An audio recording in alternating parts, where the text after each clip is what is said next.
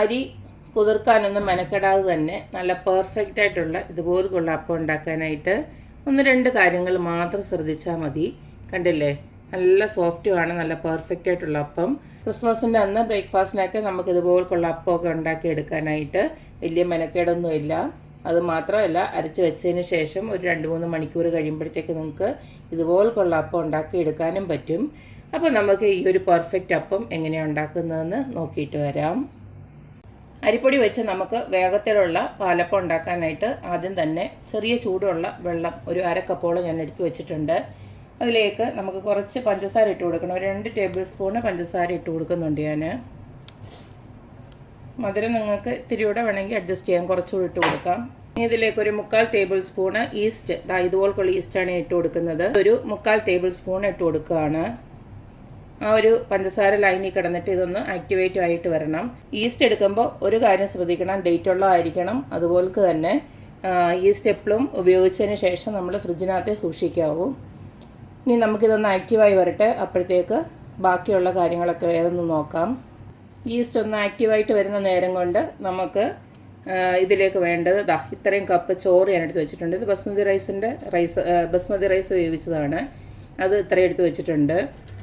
അത് നമുക്ക് മിക്സഡ് ജാറിലോട്ട് ആദ്യം തന്നെ ഒന്ന് ഇട്ട് കൊടുക്കാം. അടുത്ത നമ്മളിതിലേക്ക് ഇട്ട് കൊടുക്കാൻ പോകുന്നത് 2 കപ്പ് അരിപ്പൊടിയാണ്. ഇത് നമ്മുടെ വറുത്ത അരിപ്പൊടി കിട്ടുമല്ലോ, അപ്പം ഇടിയപ്പം എന്നൊക്കെ പറഞ്ഞിട്ട്, ആ ഒരു അരിപ്പൊടിയാണ്. 1 കപ്പ് നമ്മൾ ഇട്ട് കൊടുത്തു. രണ്ടാമത്തെ കപ്പ് കൂടി ഇട്ട് കൊടുക്കുകയാണ്. നമ്മുടെ ഈസ്റ്റ് നല്ല ആക്റ്റീവായിട്ട് വന്നിട്ടുണ്ട്. ഞാൻ ഇടയ്ക്ക് സ്പൂൺ വെച്ചൊന്ന് മിക്സ് ചെയ്ത് കൊടുത്തു, അതാണ് ആ ഒരു ഫെർമെൻ്റായി വന്നത് കാണാൻ പറ്റാത്തത്. എന്തായാലും ഇത് നമുക്ക് ഈ ഒരു പൊടിയിലോട്ട് ഒഴിച്ചു കൊടുക്കാം.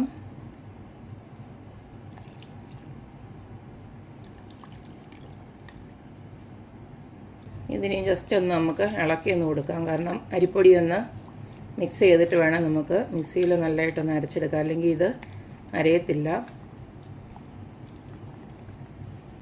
ഇതിൻ്റെ കൂട്ടത്തിൽ തന്നെ ഞാൻ തേങ്ങാപ്പാൽ പൊടിയാണ് കലക്കി വെച്ചിരിക്കുന്നത് ഇതിനകത്തോട്ട് ഒഴിക്കാനായിട്ട്. നിങ്ങളഥവാ തേങ്ങയോ അല്ലെങ്കിൽ തേങ്ങാപ്പാലോ എടുക്കുന്നെങ്കിൽ ഒരു തേങ്ങയുടെ പാലങ്ങോട്ട് നല്ല 1/4 പാലങ്ങെടുത്ത് ഒഴിച്ച് വെച്ചാൽ മതി. അല്ലെങ്കിൽ തേങ്ങയായിട്ടാണെങ്കിൽ നിങ്ങൾ ഒരു 1.5 കപ്പ് തേങ്ങയോളം അങ്ങ് ചേർത്താൽ മതി. നല്ല ഫൈൻ പേസ്റ്റായിട്ട് അങ്ങ് അരച്ചെടുത്താൽ മതി. ഇതിപ്പോൾ കണ്ടോ, നല്ല ഭയങ്കര കുറുകിയിരിക്കും. അതുകൊണ്ട് ഞാൻ ഈ തേങ്ങാപ്പാൽ കലക്കി വെച്ചത്, ഞാനിപ്പോൾ ഒരു 2 കപ്പിൽ 1 കപ്പ് തേങ്ങാപ്പാൽ പൊടി ഇതുപോലെ കലക്കി വെച്ചിരിക്കുകയാണ്. ചെറിയ ചൂടുവെള്ളത്തിലാണ് കലക്കി വെച്ചത്, അതാണ് ഇങ്ങനെ ഇരിക്കുന്നത്.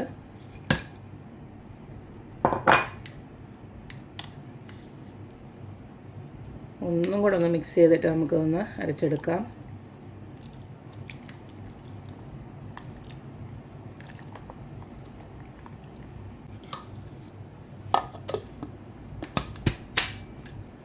ഒരു തവണ ജസ്റ്റ് ഒന്ന് അരച്ചെടുത്തിട്ടുണ്ട്. ഇനി ബാക്കി പാലൂടെ നമുക്ക് ഒഴിച്ചു കൊടുക്കാം. അത് കണ്ടില്ല, നല്ല കട്ടിയാണ് ഇപ്പോഴും.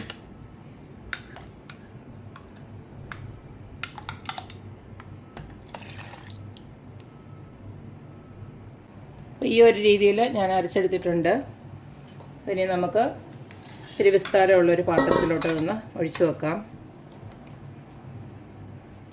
ഇതിപ്പോൾ അത്യാവശ്യം ഒരു കട്ടിയുണ്ട് നമ്മുടെ മാവിന്. അതുകൊണ്ട് ഞാൻ ബാക്കിയുള്ള തേങ്ങാപ്പാൽ ഈ മിക്സിയുടെ ജാറിലോട്ടൊന്ന് അടിച്ചങ്ങ് ഒഴിക്കാൻ പോവുകയാണ്.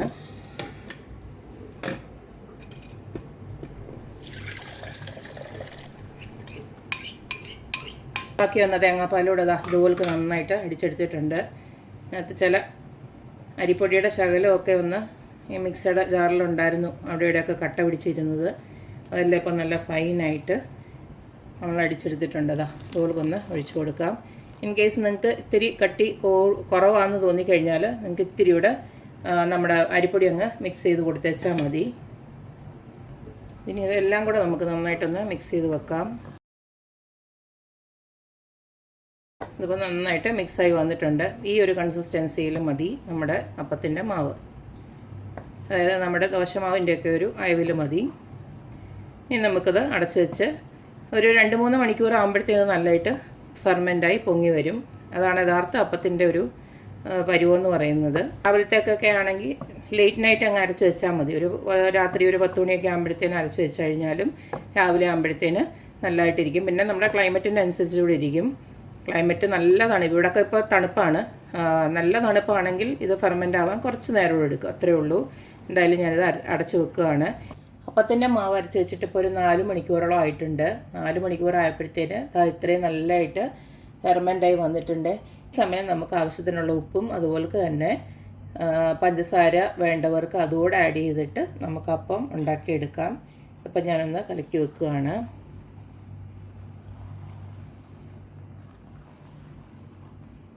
ഇതുപോൾക്ക് നമ്മുടെ മാവായി വന്നെങ്കിലേ നമ്മൾ ഉണ്ടാക്കുന്ന അപ്പവും പെർഫെക്റ്റായിട്ട് വരത്തുള്ളൂ.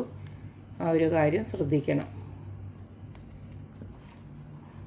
ഇതിലേക്ക് ആവശ്യത്തിനുള്ള ഉപ്പിട്ട് കൊടുക്കാം. മധുരം ഞാൻ ഓൾറെഡി ഇട്ട് കൊടുത്തിട്ടുണ്ടല്ലോ, അപ്പം ആ ഒരു മധുരം മതി. പിന്നെ വേണ്ടവർക്ക് പിന്നെ കുറച്ചുകൂടി ഇട്ട് കൊടുക്കാം. കുറച്ച് ഉപ്പിട്ട് കൊടുക്കുകയാണ്. ഉപ്പിട്ട് കൊടുത്തതിന് ശേഷം നന്നായിട്ടൊന്നും കൂടെ ഇളക്കുക.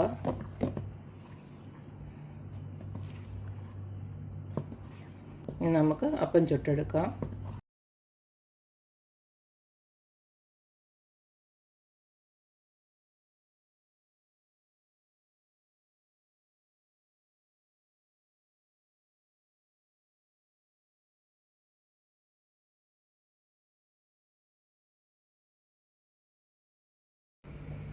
അപ്പോൾ കണ്ടല്ലോ, ഇത്രയേ ഉള്ളൂ. നമ്മുടെ അരിപ്പൊടി വെച്ചിട്ടുള്ള നല്ല സോഫ്റ്റ് ആയിട്ടുള്ള പെർഫെക്റ്റ് ആയിട്ടുള്ള അപ്പം ഇവിടെ റെഡി ആയിട്ടുണ്ട്.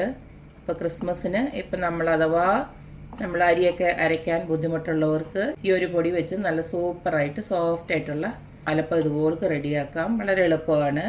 ഞാൻ പറയുന്ന രീതിയിൽ തന്നെ എല്ലാം ആക്കി എടുത്തു കഴിഞ്ഞാൽ നിങ്ങൾക്കും ഇതുപോൾക്ക് നല്ല പെർഫെക്റ്റ് ആയിട്ടുള്ള അപ്പം ഉണ്ടാക്കാൻ പറ്റും. അപ്പോൾ എല്ലാവരും ക്രിസ്മസിന് ഇതുപോലൊക്കെ ട്രൈ ചെയ്യുക. അപ്പോൾ എല്ലാവർക്കും അഡ്വാൻസ്ഡ് ആയിട്ടുള്ള ഹാപ്പി ക്രിസ്മസ് കൂടെ പറയുകയാണ്. പിന്നെ ഈ അപ്പത്തിൻ്റെ കൂടെ കഴിക്കാൻ നിങ്ങൾക്ക് ഇഷ്ടമുള്ള എന്ത് വേണേലും ഉണ്ടാക്കാം. ചിക്കൻ സ്റ്റൂവോ ബീഫ് കറിയോ എന്തിൻ്റെയും കൂടെ നല്ല സൂപ്പറാണ്. ഈവൻ വെജിറ്റബിൾ കറിയുടെ കൂടെയും നല്ല അടിപൊളിയാണ്. അപ്പോൾ എല്ലാവരും ട്രൈ ചെയ്ത് നോക്കുക. ക്രിസ്മസ് ഒക്കെ അടിച്ച് പൊളിക്കുക. അപ്പോൾ എപ്പോഴും പറയുന്ന പോലെ തന്നെ എൻ്റെ റെസിപ്പീസ് ഇഷ്ടമുള്ള എല്ലാവരും please like, share and subscribe. അപ്പോൾ ഇനി ഒരു അടിപൊളി വീഡിയോ ആയിട്ട് വരുന്നവരേക്കും ബൈ.